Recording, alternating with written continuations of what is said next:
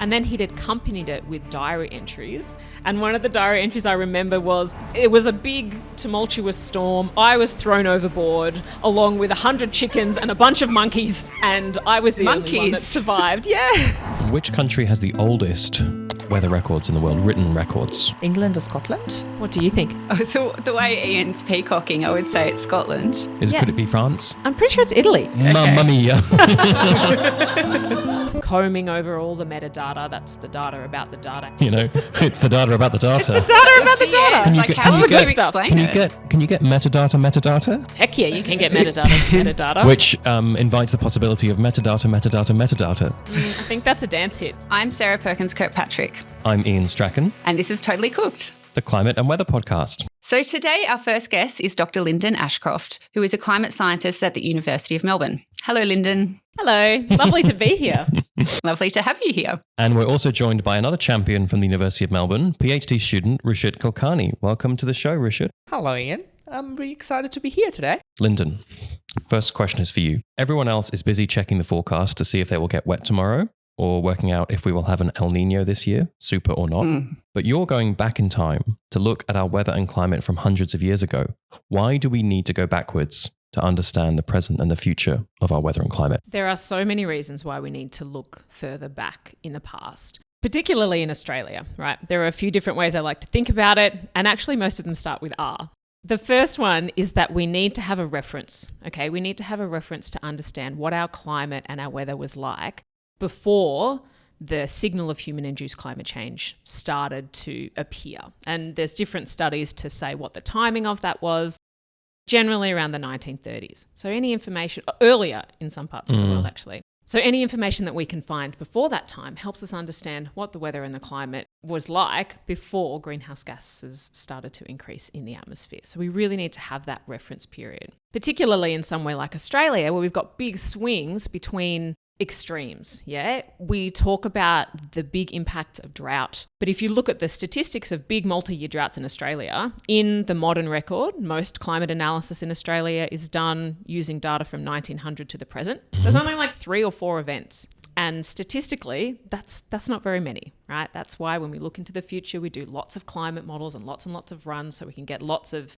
potential droughts and do lots of fancy graphs about it. But going back in time, that's a really good way to increase those statistics as well. So we can look at what's possible before the world started to warm.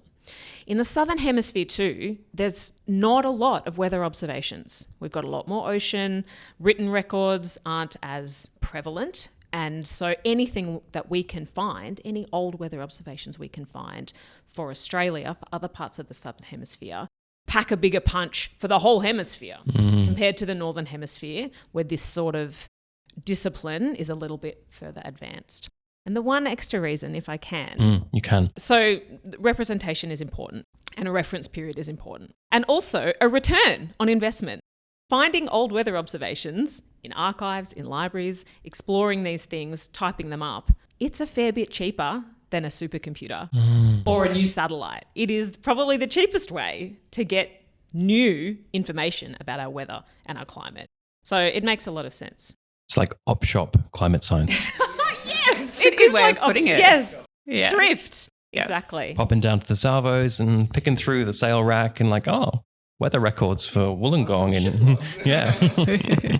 So in this sort of field, Linden, what's the most surprising thing you found in the historical record that we didn't know before? Oh man, the stories in these records are just beautiful. They're just beautiful, aren't they? Ruchit and I were at a session of a conference last night, actually. We were learning about whaling records. We were learning about ship logbooks. And there was this diary of a captain who had dutifully recorded the barometer, dutifully recorded the wind and all these kinds of things. And then he'd accompanied it with diary entries. And one of the diary entries I remember was, it was a big tumultuous storm. I was thrown overboard along with 100 chickens and a bunch of monkeys.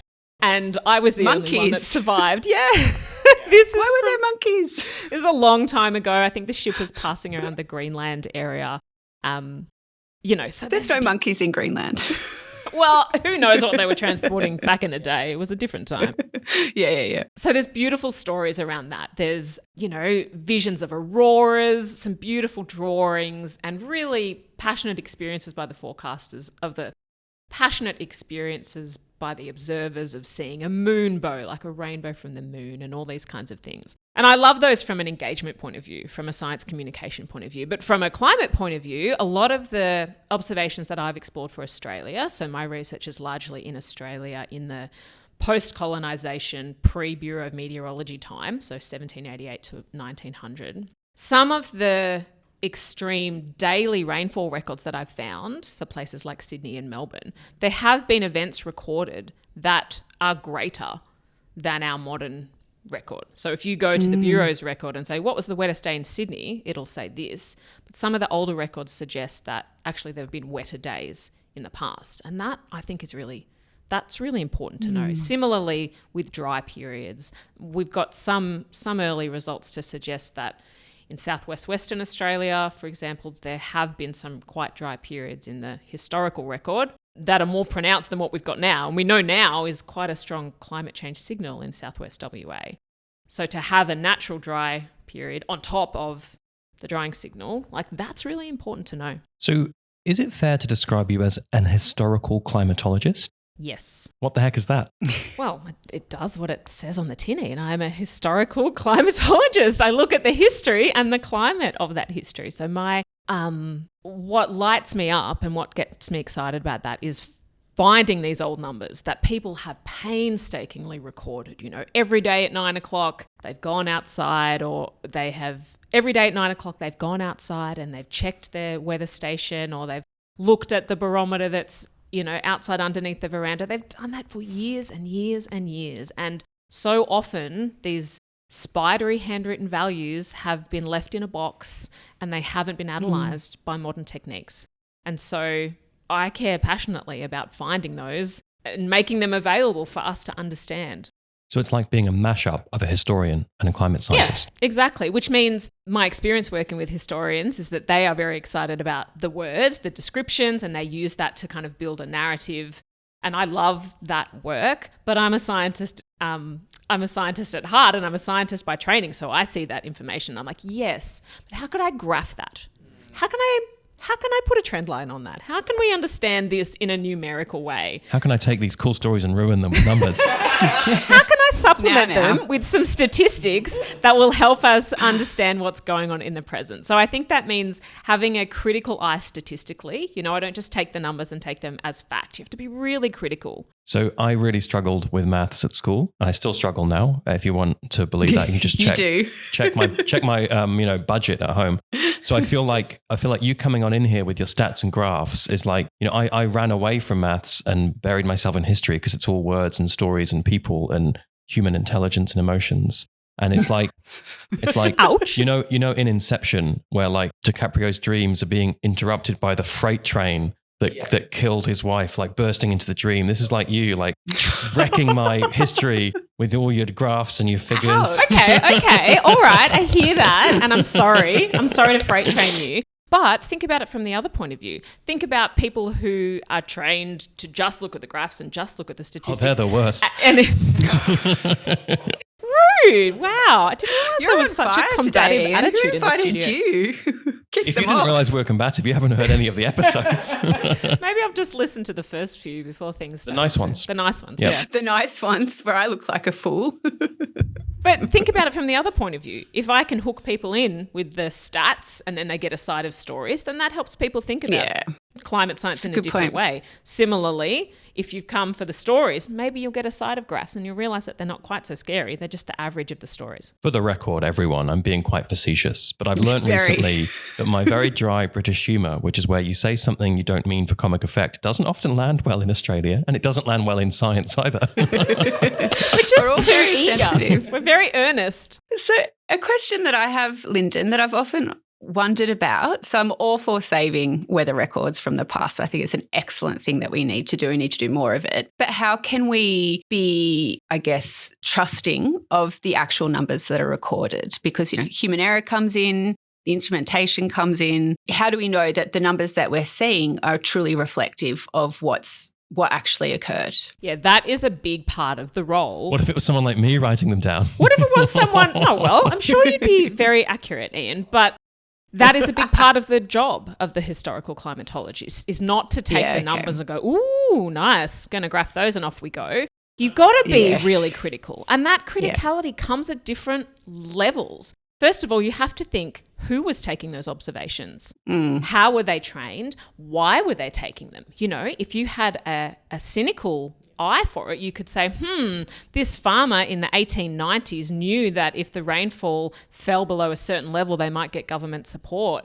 I'm not saying that we see that in the rainfall records for Australia, but you've got to think about why those observations were taken. Was the person really passionate about it? Were they paid to do it? I've looked at lots of observations that have come from convicts, you know, and they're probably not really motivated to take high quality weather observations. Remember too that a lot of these obs weren't recorded because people in the 1840s cared about climate change. No, they cared about what was happening today, what was happening tomorrow. A lot of the reasoning behind these data sets aren't to monitor long-term variability and change. So that affects the reliability too.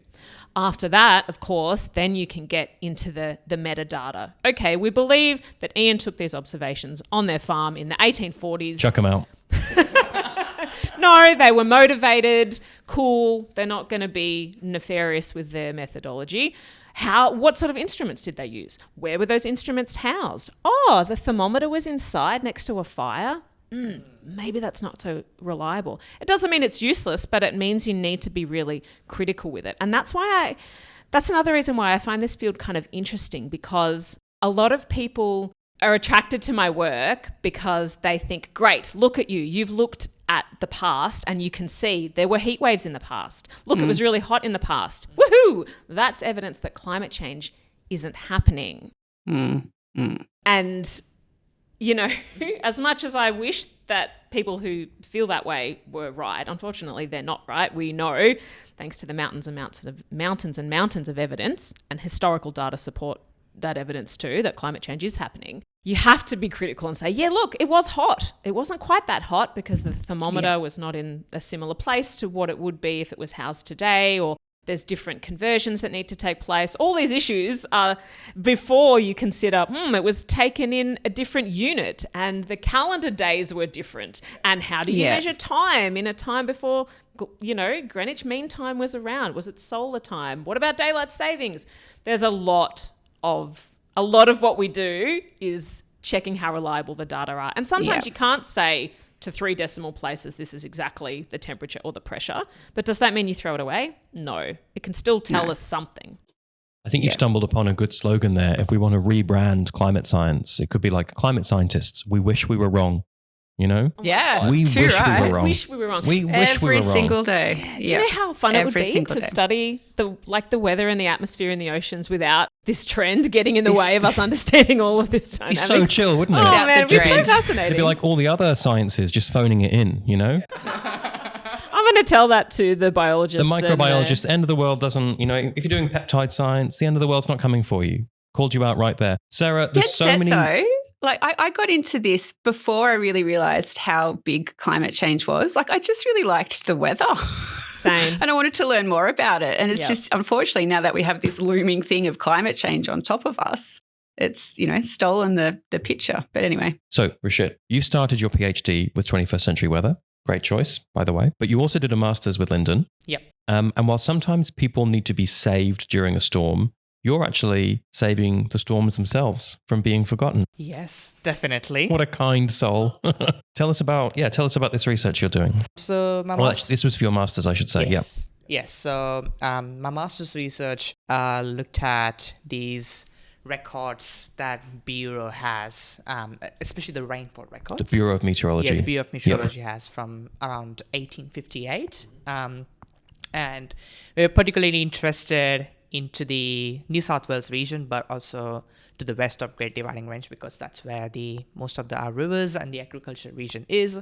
And a lot of these records...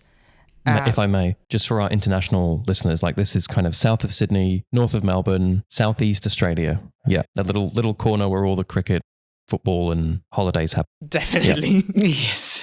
Yeah, I guess so. South of Sydney, west of Sydney. West of Sydney. Yeah. I mean, again, people may not. We have some small hills in Australia. The Great They are Dividing hills. Range. Great Dividing Range. The divide, the east coast of the country from the sort of True. central part. So yeah. Yeah, so it's just like understanding, using these records that we have and trying to understand that how the rainfall was back in the time. Like, were there any extreme events that happened? Do we have any data that supports those extreme events? So saying back to the thing that studying these records puts us in a reference format that, look, during that period of time when there was not much warming signals, we have these big extreme events that were recorded. What does that tell us? That these same extreme events happening again in a warming signal world. So you're looking at those historical records that the Bureau of Meteorology has for extreme, is it heavy rainfall events in that region? Yes, so it's a very heavy rainfall events in that region. Probably like if you put the numbers in it, just 1%, there's a 1% chance that those days could have that heavy rainfall event. And we were specifically interested in like the wider scale, like when the event is happening, how wide that event is. So it's not just was around probably one station, probably like multiple stations, because the observers during that time, because they only take observations from Monday to Friday, sometimes we have big observation values on Mondays. So, and Bureau has no way of tracking that. That's what we call as like, there's no quality control over there. So it was funny to see that. Does that mean they're coming in on a Monday and putting in Saturday, Sunday and Mondays on the same day? Yes. Yeah, I like that. That's efficient. It never rains on a Sunday. It's a common problem. Yeah. We had some really big flooding in Australia in 2022, affecting northern New South Wales and southeast Queensland, for example, which a lot of Australian listeners will be familiar with. Did you find events in the historical record comparable to that level of flooding? Is that the kind of extreme events you might be looking at? Yeah, good question. I think one of the event that we found was in the town of Gandagai. So that town itself had lots of flooding event. One of the flooding event was around the 1850s, which killed lot of people in Australia. And it's one of the deadliest flood in recorded history of Australia, where probably like around 84 people were killed during this one single night of that flooding event. And if you go to that town, you could still see those Aboriginal people rescuing those people during that night. So we don't have pretty good records during that 1850 event, but we have similar flooding events happening in 1870 during the same period of time. And the amount of destruction, not just on the Murrumbidgee River, but the town on the Murrumbidgee River were quietly affected. So the data that you're looking at from the Bureau, where did they get that from? And was it digitized by them for you to access? What's the process of getting hold of that to do this research? So all of these records were already digitized by Bureau of Meteorology. So I used a digitized record, but a lot of the people who works in Citizen Science Project does a lot of these digitization processes, and Bureau maintain these records in their databases. So these records could be either recorded by farmers or maybe amateur meteorologist, like probably looking at someone who is in the military or someone who is on the towers, which are just looking for the weather observations in and around every day, and could be someone working on their field. Like there's one of the person who I read about during the start of my master's. Her name was Marian Wyndham. And she was a amateur meteorologist, and she started recording weather out of just writing it, that how the weather was every day in her diaries. And we have consistently record for like probably 45 or 30 to 45 years. I can't remember the number around that, but yeah, we have definitely good descriptions of those records in there. That's huge commitment. Yeah. When I decide to write a diary, it lasts about 3 days, and then I put it down for 3 years, and I'm like, I don't know what I've been doing. Yeah. Linden, do you want to jump in? I just wanted to add that Interestingly, in the history of numerical weather observations for colonial Australia, rainfall data kind of come last. So we've got temperature observations, pressure observations from 1788, but we don't have numerical rainfall values until about the 1820s. Whether that's because people coming from England thought, we don't really need to know about rainfall variability. Doesn't rain, don't write it down. Exactly. Or whether that was reflective of more of a maritime observation approach where the rain doesn't mean as much when you're trying to navigate a ship. But when it comes to finding historical data now, the Bureau of Meteorology have actually done a lot of work finding, rescuing, digitising rainfall data. Other variables like temperature or pressure, there's heaps that exist in paper form, but they haven't been able to fund the digitisation of those values. So there's a lot of digital rainfall values for Australia, but there's a lot of temperature and pressure records that still need to be rescued. And Ruchit mentioned in... Oh, sorry, go on, Sarah. That's all right. To clarify, these records weren't necessarily taken by Bureau of Meteorology staff. They've maybe been taken by what we would call today citizen scientists who are doing these observations in their own backyard. But the Bureau of Meteorology is sponsoring having them digitised. Is that correct? Yeah, and a lot of records from about the 1850s, so the period of Ruchit's project. He's done a mammoth effort exploring these old stations. These were largely done by people who were kind of called to arms by government meteorologists at the time, saying, do your duty to your colony, record the weather and send it in to me. The Charles Todd in South Australia and Ellery down in Victoria and Henry Chamberlain Russell in New South Wales, they were the kind of government meteorologists at the time. And they sent everybody rain gauges and they sent people thermometers, and then they said, send us back the observations. And those colonial meteorological officers were the basis of the government Bureau of Meteorology when Federation occurred. So they existed in the system already, and that made them easier to digitise. And I guess rainfall data is a bit more simple than some of these other variables where you have to figure out a lot, as opposed to where's the bucket, how much water's in the bucket. Way back when I did my PhD, it was a long time ago now, I remember looking at the Bureau of Meteorology rainfall data sets, and it was interesting to see just how many rainfall stations there were across Australia relative to temperature stations. Like the spread was immense, and I can't remember the numbers exactly, but it was over 10,000. Now, admittedly, they would have had different times that they were active and non-active and reliability and that sort of stuff. So it does, it surprised me a bit to hear you say that they weren't very good at keeping rainfall, yet they had so many rainfall, at one stage, active rainfall stations. So I wonder what happened during that time frame where they went, rainfall's a bit too tricky, or we're not just going to do it. No, I think what happened is that, in the 1700s, the 1780s, rainfall wasn't the primary variable that was of interest. But when the colonial settlers first experienced an Australian dry or even an Australian summer, they went, whoa, hang on, we need to understand what's going on here. There's also a colonial explorer narrative here where people who crossed the Little Dividing Range or went inland to look for water during droughts, exploring involved understanding the geography, the flora, the fauna, and the meteorology. So a lot of explorers, colonial explorers, discovering for white people a new land, they took meteorological instruments with them because that was part of the job. We want to understand the plants and the animals and what the weather's like in these different parts. And so that's kind of how that evolved. And then, as we experienced more and more droughts, the necessity of understanding this precious resource of water became more important. So rainfall became the metric that we have a lot of. It's interesting you identify that there were so many rainfall stations, Sarah, because we're now actually seeing a decline in the number of rainfall stations across Australia. Yeah, and that's globally as well. As part of my IPCC reviewing process, it's intriguing to see and devastating really to see how many stations don't have reliable data or long-term data post-2000, not just in Australia but globally.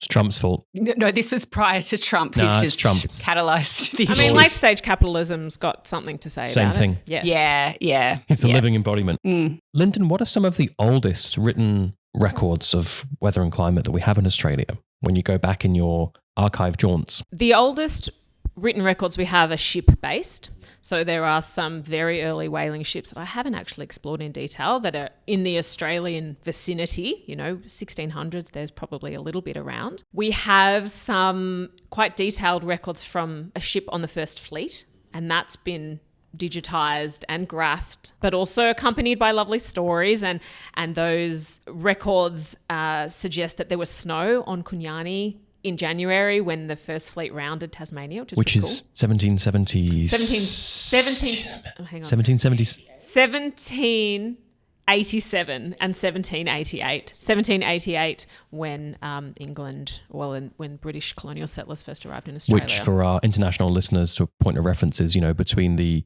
American and French Revolution. If that's your point of reference, yes. Just thinking about that. Yeah, exactly. So Australia was discovered, and I say that in quotes, unquotes, very big quotes, by white people in 1770. And that's when they went, oh, hey, let's bring all our convicts here. And then that's when they started coming out in 1787 to 88. I mean, just to get into the weeds of it, I think that's right. Let me double check that. I've just turned my mic off in horror. Didn't some Dutch explorers skirt round the coast of Western Australia but not know what it was? And you've got to remember that in the late 1700s, that was when the Age of Enlightenment was really kind of spinning up, for lack of a better word. So the apparatus used for recording weather data were evolving, and we also had much more of an interest in that, whereas in the 1600s, the approach was probably somewhat different. You mean nerds like you three were starting to, take over, like with all your I think methods and rigor? The way of thinking associated with Western science was probably gaining popularity, I would say. But the first land-based weather observation, written weather observation, so we haven't even touched on Indigenous weather knowledge, which is so deep and so vast and so incredible. But the first written weather observation in the modern approach that we understand it in a kind of table format comes from Lieutenant William Dawes, who was an astronomer on the First Fleet. He came out to observe Halley's Comet. He set up a little observatory about where the south pylon of the Sydney Harbour Bridge now stands, and it's actually just down the hill from where the modern Sydney Observatory is, so that's quite nice. He set up an observatory there, and he didn't actually catch the comet, but he did record 3 years of quite detailed weather information. And I say that we don't have rainfall data, but he did actually attempt to record rainfall data. I was lucky enough to see his diary last year. It's in the Royal Society of London archives. It's a beautiful book, and I was never able to read the scanned version that I've seen, but seeing it physically, I was able to read his handwriting and read the kind of complex method that he used to try to record the weight of rain that he'd recorded. He used grains. It was some kind of complex system that I still haven't been able to get to the bottom of. And there's not a lot of rainfall data, but yeah, they're the earliest written records we have. Early doors, if you will. Early doors, yes. Oh, I can't believe I've missed that my whole career. My door is always open to you, Linden. If you want some branding assistance to go with your actual work. So, Ruchit, a question for you. You've done your master's with Linden and now you're doing a PhD. How did you find yourself first getting interested in historical weather and climate data? Was this a little accident or is it something that you were nerding out about during your undergraduate? What's your journey to where you are now? So actually my undergraduate specifically looked at studying cyclones in India. So my undergrad research was understanding the frequency, how the number of cyclones in the two seas that I came from. So I come from India, and we have Arabian Sea on the west and Bay of Bengal on the east. So I was trying to understand how sometimes different climate conditions could influence the frequency of those cyclones. But when I finished my bachelor's actually, I decided to take this journey on a next level. I was like, okay, now I'm interested to go outside of the world. I want to study what's the weather look like, what's the climate is apart from India. And I explored a few different options. I was exploring Europe. I was particularly interested in Germany. And then I came on across Australia. So when I was looking at the Australian region, I went through so many professors' websites and like what they do, what their research is about. And then I came across a very nice profile, Dr. Linden Ashcroft. And it was interesting that how Linden's project looked like using those historical archives and doing those detective work and understanding historical records, not just in rainfall, but in temperature and pressure. I shoot up an email to Linden saying that, hey, this is what I have done, and I'm really interested in your work. Can we have a chat? And then we had a chat, and that's where my interest of like, okay, I think I'm ready to dive into this field. And Linden mentioned, I remember Linden's word during that time. Linden mentioned saying that we haven't got a person in a historical records for a very long time. So going into that would be quite interesting. So yeah, that's how I got motivated. I mean, the same question for you, Linden. Was this always a direction you wanted to move in, or did you find yourself discovering this little niche by chance? What was your pathway to becoming a historical climatologist? I've always been interested in science and stories, and I've seen, that hindsight when you can look back on things you've done and go, oh yeah, that makes sense. At the time, you just feel like you're bumbling around. But I've always been interested in this overlap between science and communication. I've got an undergrad degree in science, but a literature diploma. And then I did a science and communication course in Canberra, actually. I loved Canberra. At Questacon? At Questacon, yes. Did they teach you how to light your hand on fire? Heck yeah, they taught me how to light my hand on fire, how to blow a fireball. I saw that show recently with Did my you? kids. Yeah, they're like the fire show, and there's like big bangs, and my kids were crying, but it was amazing. So I would, our team, the Questacon Science Circus, which was the Shell Questacon Science Circus at the time, and a lot of my media training comes from that formative period where we were trained how to deal with questions from regional communities about how can you deal with being funded by an oil company. And yeah, great question. Really good question. The world is grey. So this was a program that went for 1 year, and we spent a lot of time traveling around Australia doing science shows in school. So yes, I would blow a fireball using corn flour.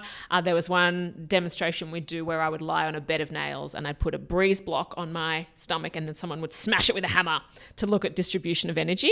And that was pretty fun. So it's like the science circus, did you say? Questacon Science Circus. Sounds like a cabal of theatre kids that also are into numbers and graphs. Oh, yes, that's it. It was a pack of extroverted climate scientists. Run a mile, folks. Yeah, it was a lot, and we continue to be a lot, actually.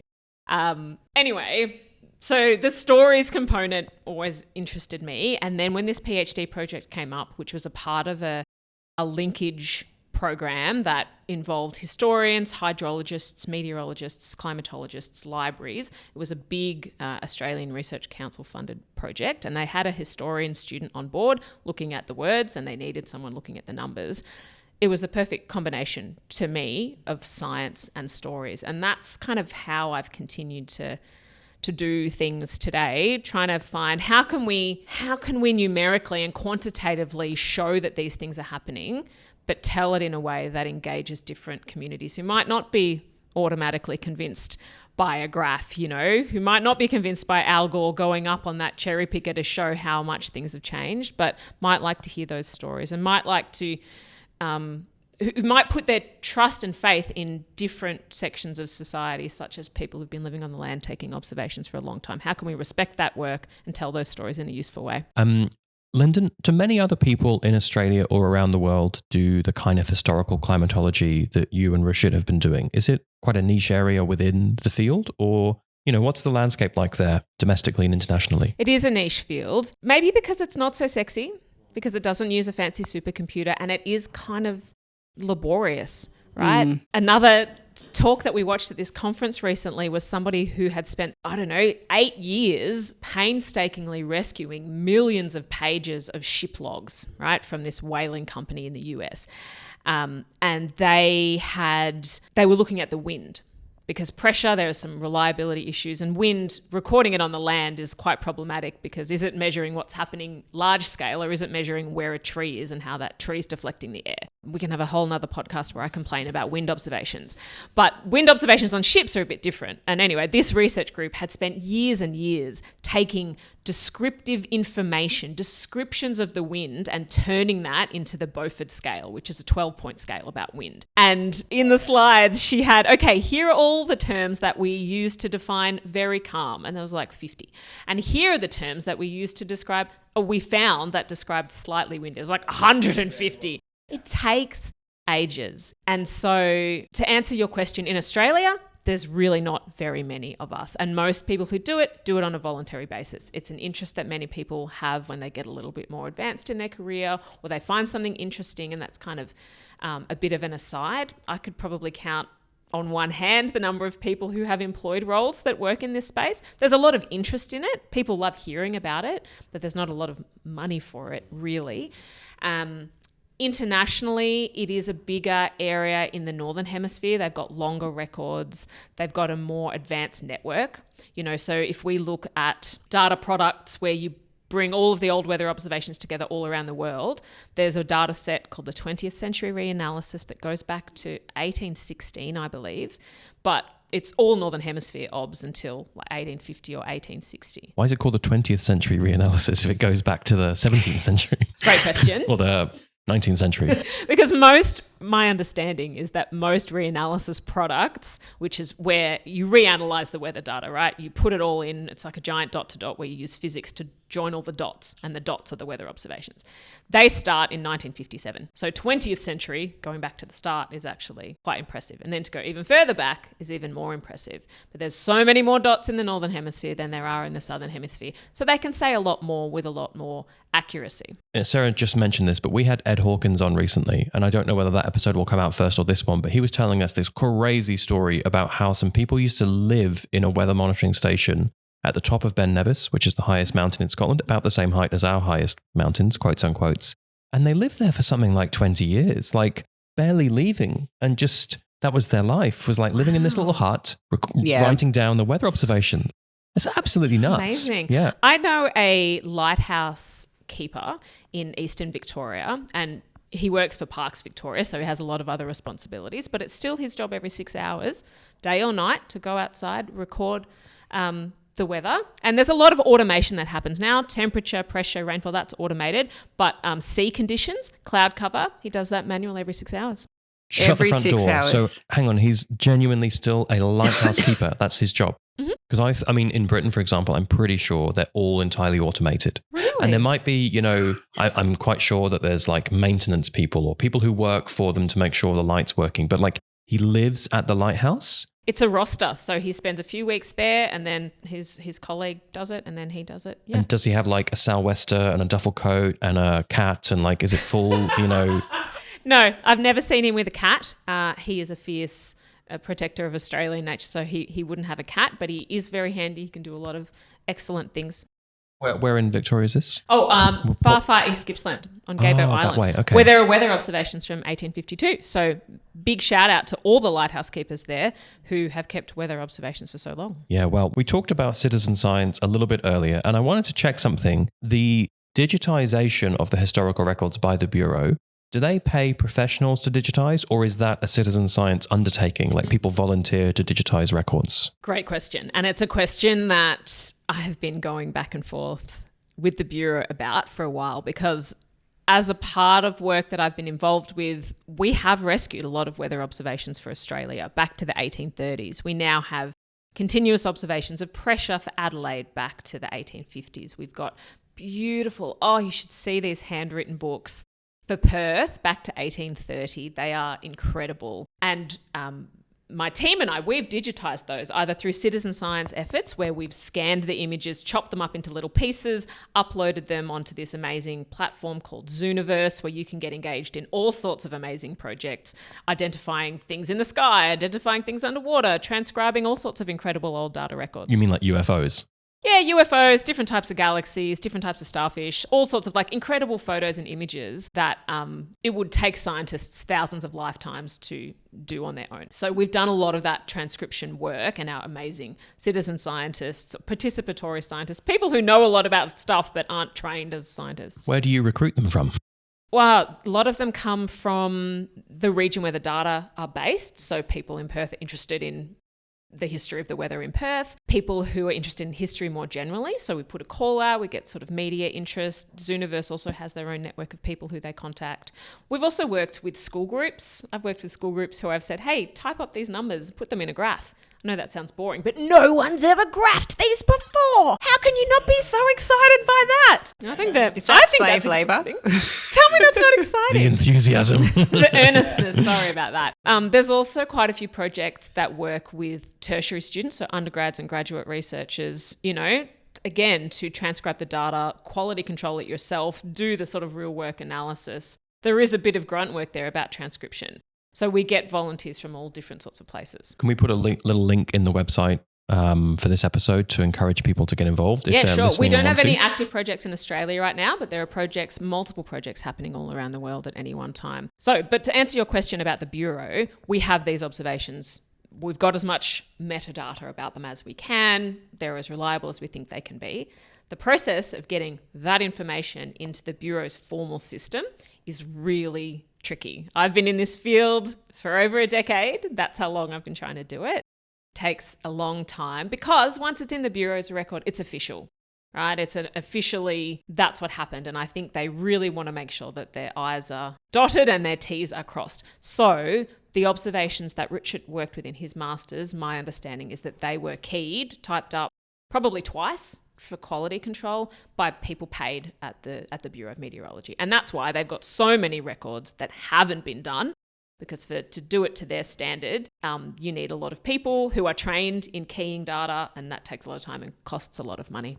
With all of my free time. Yep, absolutely. It comes back to motivation though. If you force all undergrad students to do it, what's going to stop them just going 6, 6, 6, True. 6? Like it's all going to be the same. Yeah, no, I know. And the other thing to consider is the balance between getting people engaged in that history, because people who take part in these projects really enjoy it. They get a lot of interest. People have been transcribing weather data from ship logs and gone, hey, my great-great-grandfather was on that ship. There's a lot of interesting intersections of interests that can occur.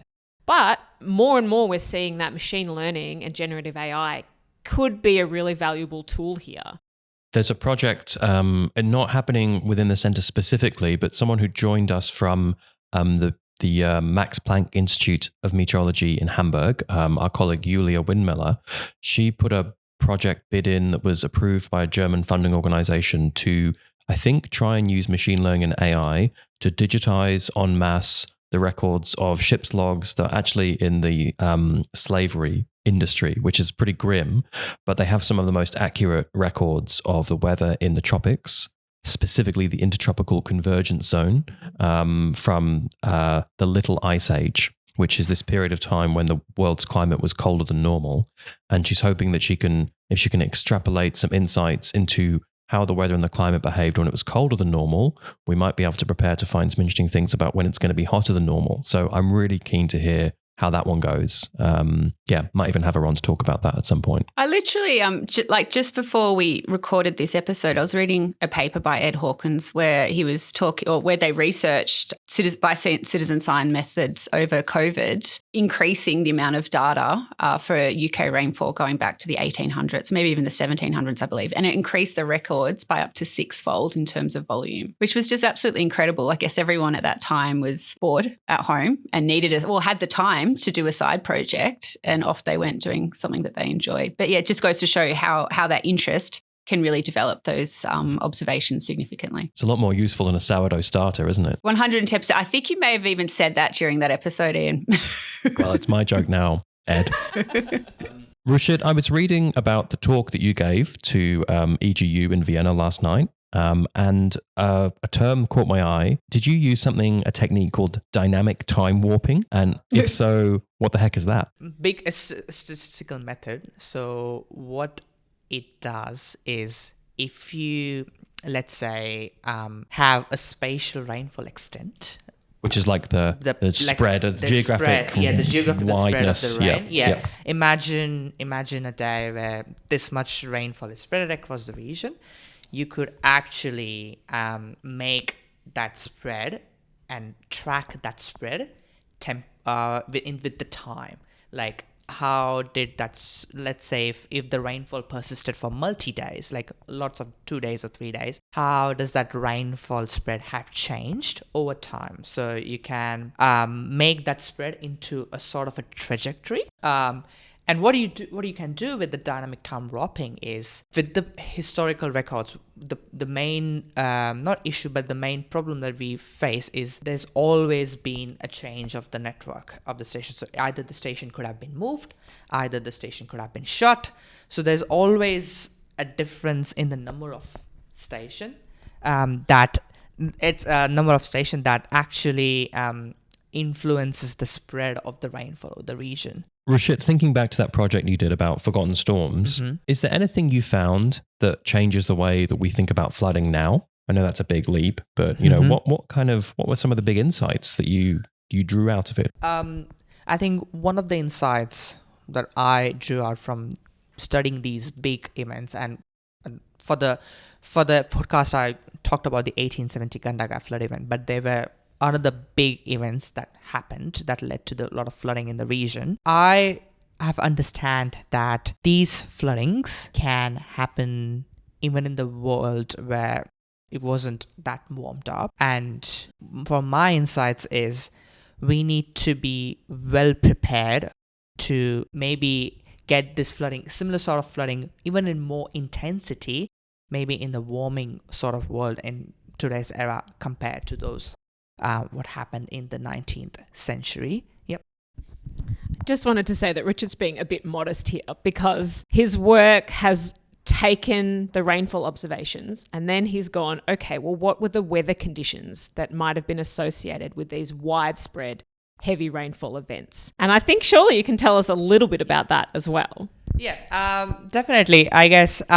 So what I have found with the studying this weather conditions, we actually studied different weather conditions that affected these sort of floods. And the interesting insights was the cold fronts, that one of the frontal system that comes from this Southern Ocean actually brings a lot of rain that could generate these big sort of flooding events. And I suppose in the warming world, when you have more moisture holding up in the atmosphere, these same weather system could be even intensified and could give more rainfall output in the region, and could have led more destruction in the flooding region.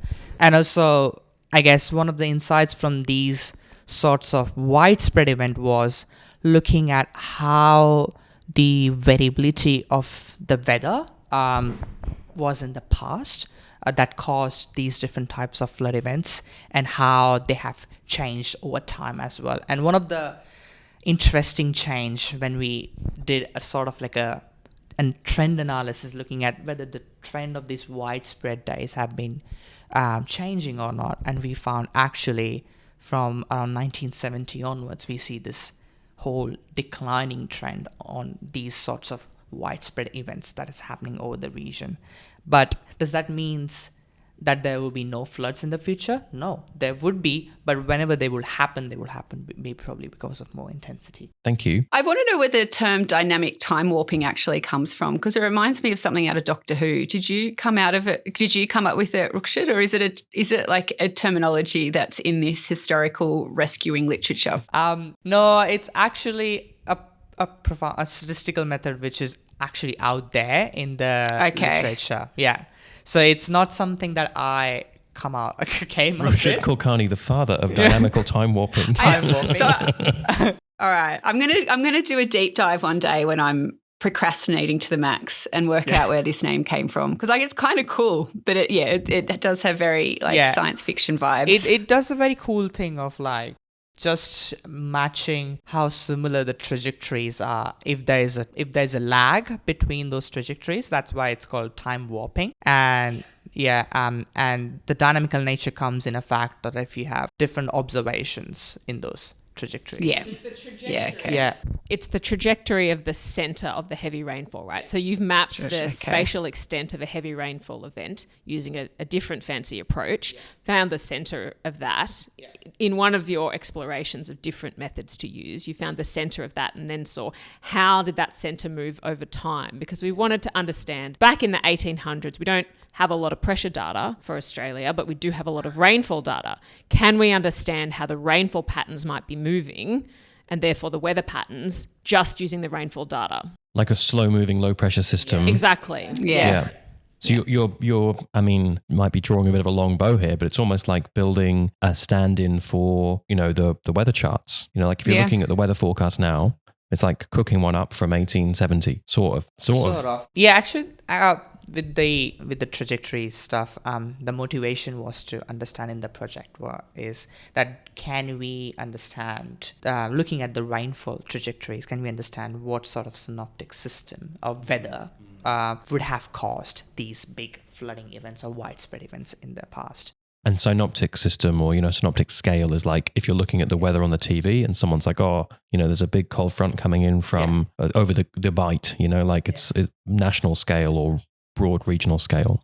Yeah. Yeah. So that was one of the motivation using these techniques. And as Linden mentioned, having no pressure observation during that period of time, can we just understand using rainfall records and make a connection to the weather? So this is a question for both of you, but we'll start with Ruchit because you got the remote. Do you have a favourite type of historical resource? So like a ship log, a diary, a newspaper, or are they all just as fun as each other? I think my fun would be when I was looking at Charles Stott. So Charles Stott was an astronomer who received the observations from all of the other meteorologists, and they drew a hand-drawn synoptic charts. So in those synoptic charts, the weather maps that we called, they have these newspaper clippings which really talked about what happened on that day, and there are beautiful, funny descriptions. One of the descriptions that I can remember is from 1891 event that we found, and the description was there was a voting going on in a region, and all the voting cards, so you have this ballot where people must have put the votes, all of those votes got washed away while they were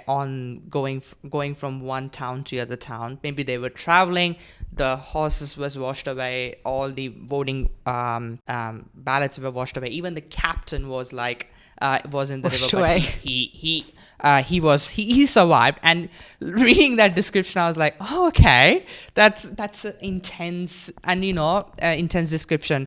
There are other descriptions like having a loud thunder, like a bells in the church. So like if you have a ringing bells in the church, that's where like we could hear the thunders in that way.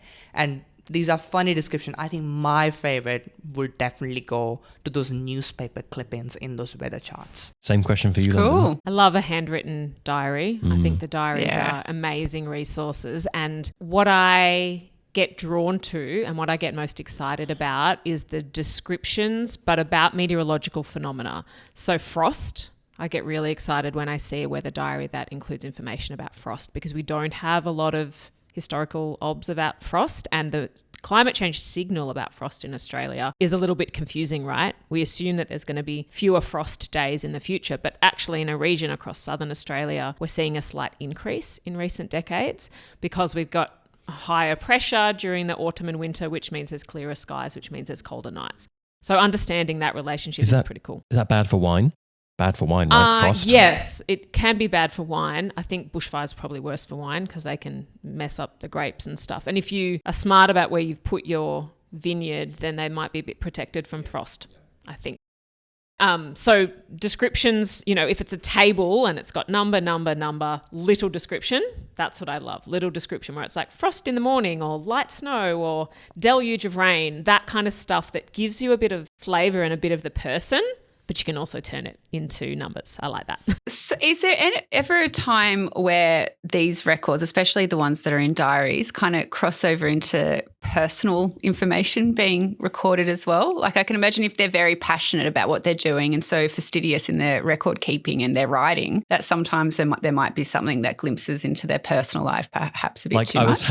was having a torrid affair with my gamekeeper and it rained today. Is that what you mean? I've looked up the word torrid for weather purposes and found something else. Just to give a bit more of an insight to their lives, and they weren't just record keepers; they were people too that had interesting lives, even if they were a bit sordid at times. Monkey smuggling whale hunters, for example. Yes, yeah.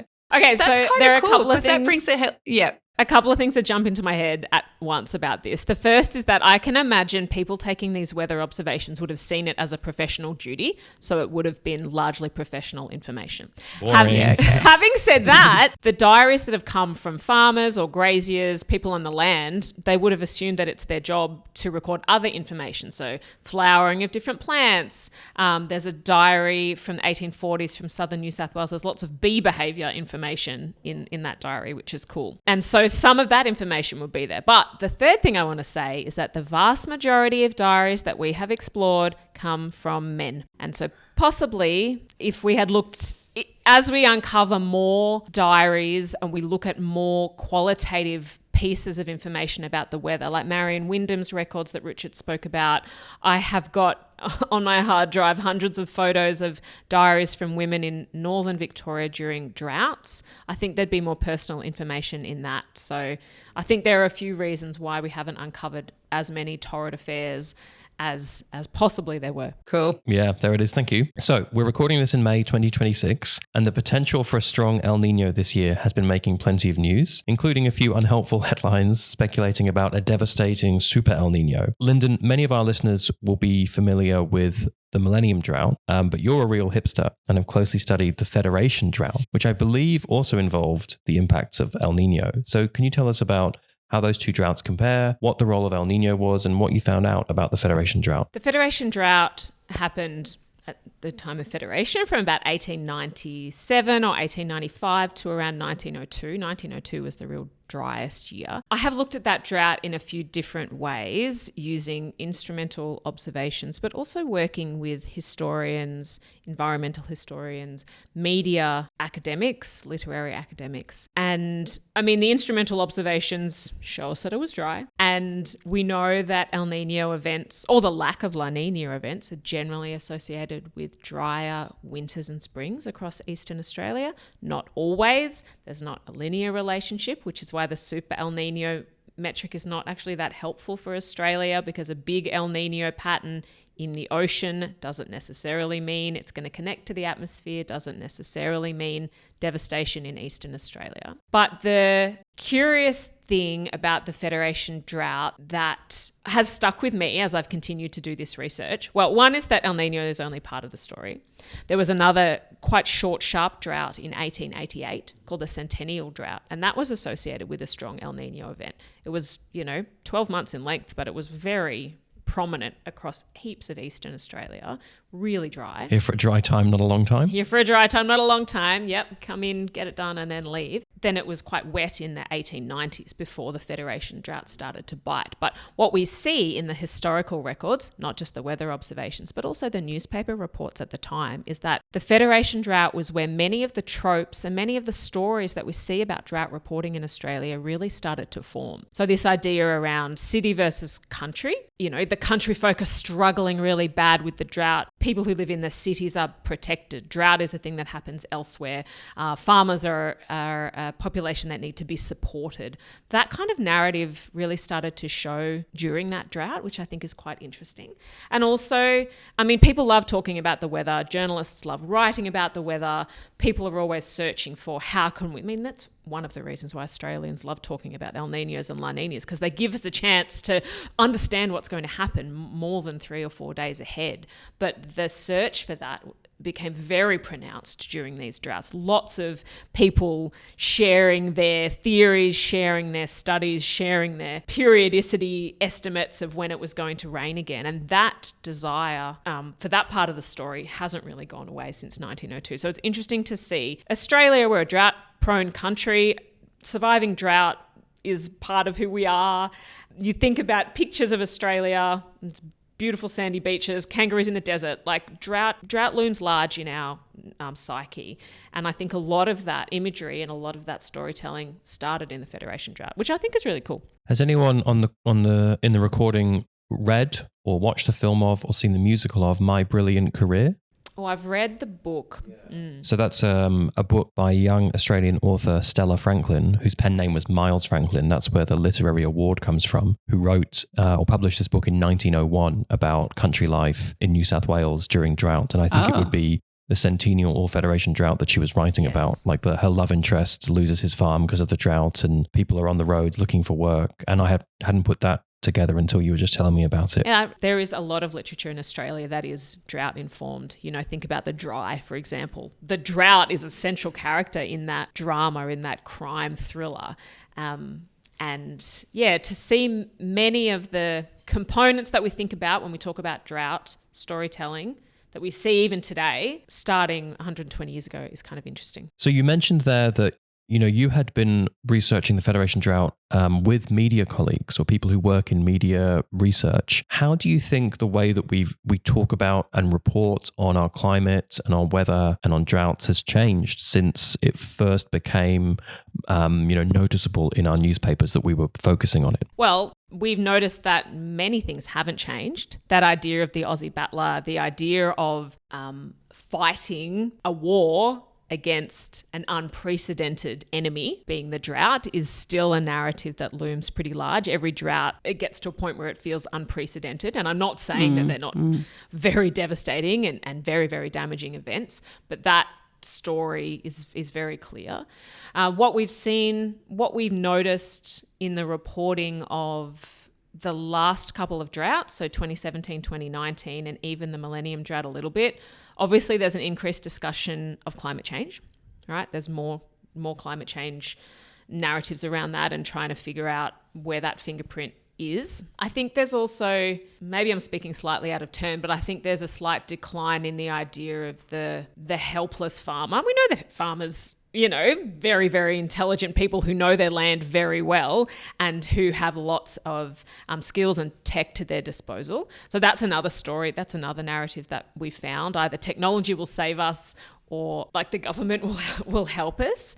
And that narrative has kind of changed a bit to like you need to help yourself a little bit more. We've seen that. A voice that has been absent in all of this reporting, Indigenous voices and Indigenous knowledge. We really found very few. So I did this study with a historian and a media colleague of mine over at La Trobe University, and we looked at all of these newspaper reports. We found 2 that mentioned Indigenous knowledge, and that was quite dismissive around how could these people understand what's going on in the weather and the climate of this place, which is pretty awful. Brutal. And I think that's horrendous. It is. What a waste. Like what a missed opportunity to learn and grow. We see that knowledge, I think, being reported a little bit more in other facets of weather reporting.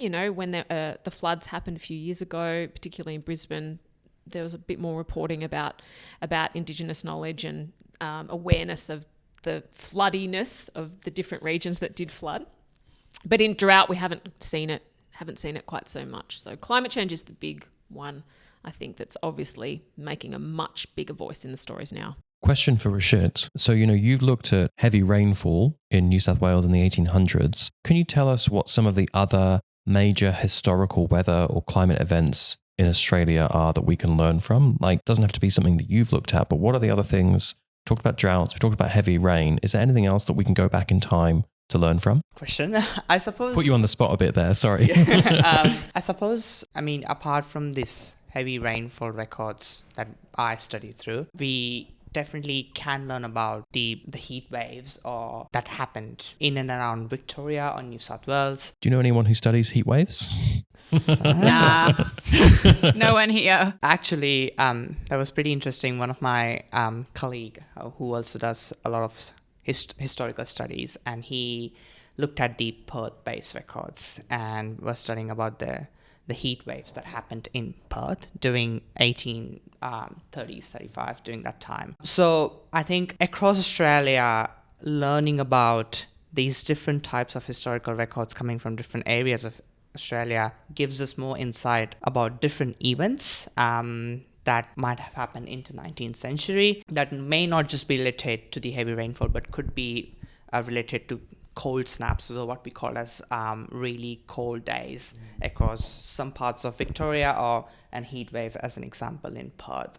I remember when I was going through these records in New South Wales as well, there was some parts of records I found that, there was a snowfall as low as in Victoria, in and around Melbourne region during those 19th century period time, or there was a snowfall where you could not see that snowfall happening in today's world, but there was records of happening there. And I feel like, again, coming back, while reading those descriptions, that what the observer has written was really interesting to see that the surface looks white today, which was like, okay, and then the temperature recordings, you could see how cold it was. Or maybe in heat wave example, it was like boiling hot, or like it was so hot that we were boiling inside from our house. So those descriptions add those what we called as more horrificness to what has happened in the past. And I think we've all been boiling in our house in Melbourne once before, but I cannot imagine ever seeing snow in the Bayside City Council area. So my mum grew up not in Sydney. She grew up in Barrel, which is in the Southern Highlands, or as Iain might say, the Lowlands. Home of Don Bradman. Exactly. Not far from where he would train and all that. And she would regularly mention that when she was a kid, they would walk to school in the snow. And mind you, this would be in the 1940s. Mm-hmm. But maybe it might sleet there very occasionally now. But it's, to hear that these things happened and they're documented, maybe verbally in some cases, but also written down. It does just demonstrate how much the climate has changed in the last 20 to 30 years. Definitely. Ruchit, while you've got the microphone, not the remote as Sarah described it earlier. Oh, did I? Yeah. Freudian slip. I'll come back to that and why I said the remote. Yeah. We've talked a lot about what you did for your master's, but you've just started your PhD. Can you tell us about what you're going to be studying now, please? So in my PhD, I would be understanding droughts. So I'm going from extreme rainfall all the way to the other sides of the spectrum, which looking at drought region. And I'm actually specifically interested in exploring these multi-year droughts, which is, I think, it's important for a region like Australia, where Australia itself is very prone to these multi-year droughts, such as the one we have Millennium one, or the Second World War one, or the Federation one that happened in the 19th century. So understanding what weather drives these droughts first in the observation, and then taking that relationship and using that relationship in our future models. So in future models, you can look at different scenarios, how the world will end up, whether it will end up with a very warm, or whether it would end up, if we come up with good climate solutions, could end up going below what we have warming at the moment. But I'm specifically interested where the world shoots up the Paris Agreement. So for international viewers, the Paris Agreement, which talks about the world goes up to 1.5, and we certainly gonna, probably looking at our records, we certainly will shoot up 1.5. So I look at the scenario where we shoot that temperature, and then we have this technology where we start to remove carbon from the atmosphere and we have sort of more of net negative period. So when we say net negative, rather than emitting more, we are absorbing more from the atmosphere. Yep. I would think before people hear this episode, we'll have released the episode we did with Andrew King and Aditya Sengupta. Yeah. So am I right in thinking you're talking about what they call overshoot? Yes. Which is where we bust beyond the Paris Agreement target of 1.5 degrees, but then we hopefully bring it back. Correct. Okay. So that sort of future, I'm particularly interested in, and I'm interested in how those relationship between the weather and the drought that happen not just over Australia, but I'm looking at more globally scale as well, would change in those overshoot scenarios. So I think the motivation is, first of all, nobody has touched looking at these multi-year droughts on a weather timescale perspective. People have looked at the ocean connection to the atmosphere and talking about how ocean influence multi-year droughts.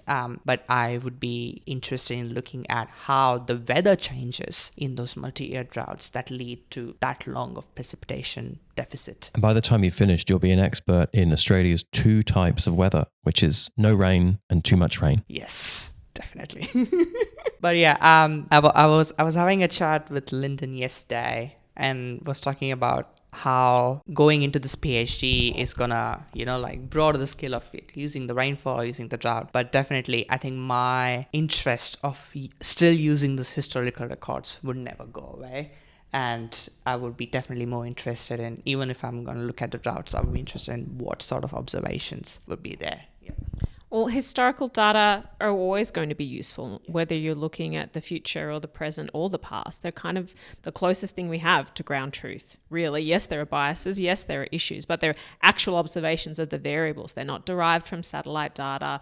They're not model estimated. And so whatever you find in these overshoot scenarios, you want it to be supported by how we understand the atmosphere behaving, and how we understand that atmospheric behavior comes from the weather observations. So you can't escape them, I'm afraid. You'll be working with old numbers for a while yet. I mean, in order to better understand the future, we often need to go back in the past. So I think, you're on a good path there, Ruchit. Yeah, thank you. They say in order to understand your future, you need to understand the climate of the past.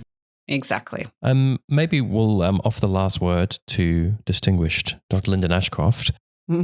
Is there a message or a big takeaway that you want people to leave this episode with about historical climatology? What do people need to think about? What can we do better? What are the priorities in the field? It's your time to tell the people what they must know. Well, if you have some old weather observations in your attic or in your shed, don't throw them away. Let me know. Take a photo and send it to me. Let me know. Not that I'm very speedy in dealing with them, but you can't throw them away.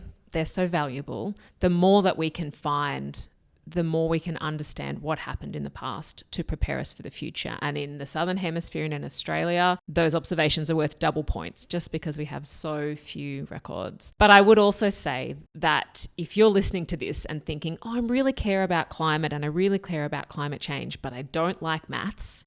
Ruchit and I have just come from teaching some undergraduate students, and every year we get students saying, I love the weather, I care about climate change, but I really don't like maths. We need people who understand all aspects of the world to deal with this issue. So if you're interested in history, great, we need you in historical climatology. If you're interested in the storytelling, if you're interested in understanding the psychology of why people take observations or the psychology of how people engage with extreme events, then we need you in historical climatology. We need you in climate science. So it's for you. I love that. I mean, look, they hired me, so anyone can do it. Anyone can, indeed. You are proof of that. Sarah, shall we do our formal concluding remark? So today we've learned that some of the most important climate data isn't new at all. It's been sitting in archives, newspapers and diaries, waiting to be rediscovered. A big thanks to Linden and Ruchit for dusting off the cobwebs of weather and climate history. Join us for the next episode of Totally Cooked. And we'll tackle the climate crisis together. Boom. Boom.